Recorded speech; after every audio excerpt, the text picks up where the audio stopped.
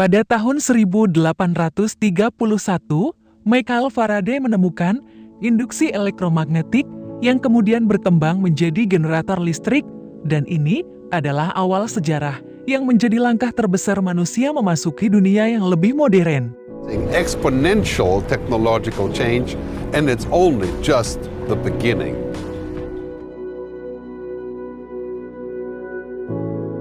Saat ini, pembangkit listrik terbesar di Indonesia adalah Paiton 3 yang berada di Desa Binor, Probolinggo. Pembangkit ini berkapasitas 815 MW yang dapat menerangi 850.000 sampai 945.000 rumah yang cukup membentuk sebuah sistem jaringan listrik yang saling terhubung dari pesisir ke pesisir. Ada sekitar ratusan ribu pembangkit yang bekerja di dunia setiap hari untuk menyediakan kebutuhan listrik baik skala industri ataupun rumahan. Lalu, bagaimana listrik bisa mencapai tempatmu? Sederhananya, kita terhubung dari pusat tegangan melalui kabel yang berkilo-kilometer panjangnya dan telah melewati ribuan trafo, tower sutet dan gardu induk dengan terus menjaga tegangannya di 220 volt. Tetapi tentu saja, mekanisme listrik di belakang itu jauh lebih kompleks dari apa yang kita pikirkan. Jaringan listrik yang menjangkau semua benua di bumi dan menyalurkan listrik sepanjang waktu, jaringan ini adalah terobosan era permesinan yang besar, tetapi kegunaannya yang tergantung pada keseimbangan yang sangat rentan, karena setiap komponen-komponennya yang harus selalu bekerja serempak, sehingga dapat mempertahankan frekuensi konstan di sepanjang jaringan, dan dapat menyesuaikan suplai energi dengan permintaan. Jika jumlah listrik melebihi sistem, maka akan ada lonjakan energi berbahaya yang memicu panas berlebihan dan merusak alat. Dan jika tegangan listrik terlalu sedikit, hal ini dapat membuat listrik padam.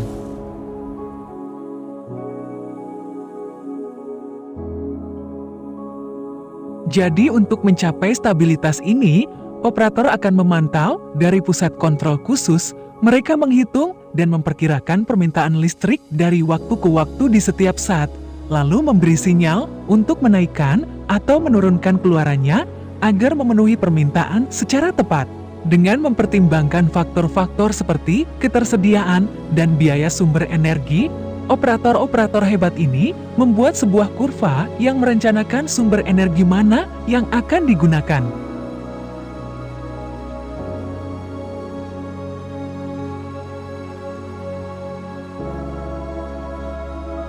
Di beberapa negara seperti Islandia dan Ethiopia, pembangkitnya menggunakan lebih dari 98% energi yang bersih yang tidak menghasilkan limbah.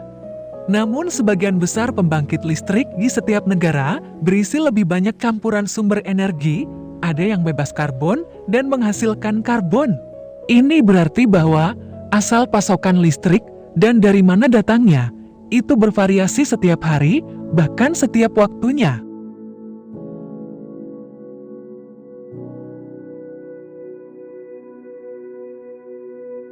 Kita ambil contoh dari negara bagian di Amerika Serikat, meskipun memiliki banyak sumber tenaga angin, tetapi mereka masih mengandalkan pembangkit listrik yang mengeluarkan karbon.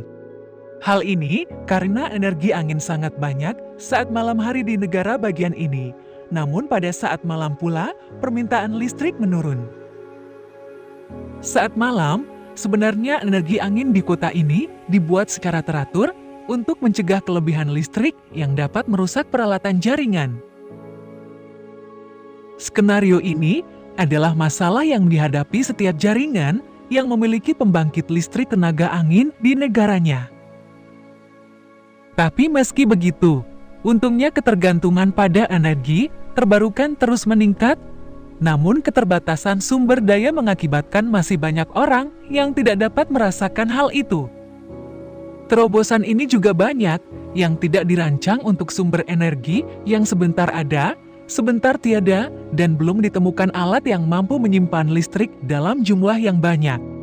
Tapi meski begitu, para peneliti terus bereksperimen menemukan solusi penyimpanan yang unik. Akan tetapi, ini membutuhkan waktu dan investasi yang besar. Namun harapan tidak sirna. Kita bisa memanfaatkan jaringan listrik yang ada dengan cara baru. Contohnya saja, dengan mengalihkan beberapa pemakaian energi listrik kita, beriringan dengan energi terbarukan yang perlahan digantikan, bila bersandar pada konsep yang dinamakan fleksibilitas beban, kita dapat menekan puncak permintaan yang akan mengurangi ketergantungan kepada listrik dan mengurangi kebutuhan sumber yang tak dapat diperbarui. Coba bayangkan jika seluruh alat elektronik yang bergantung pada listrik seperti mobil listrik, air kondisioner, dan televisi, mereka dapat terhubung pada jaringan data listrik dan dapat secara spesifik memberikan rincian daya pada setiap alatnya.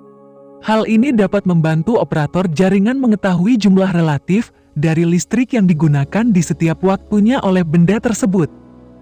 Faktanya, benda pintar seperti ini sudah ada. Jadi, seberapa besar manfaatnya?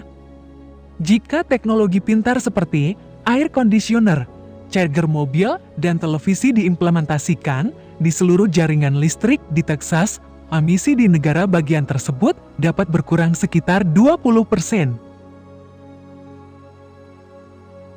Dengan kata lain, hanya dengan berkoordinasi satu alat tertentu dengan jaringan listrik bisa mengurangi sekitar 6 juta ton karbon yang dilepas ke atmosfer dari Texas saja. Sekarang bayangkan akan seperti apa ini dalam skala global. Jadi energi terbarukan yang mana yang terbaik dan yang mana yang menguntungkan lebih banyak, ketahuilah dari video ini.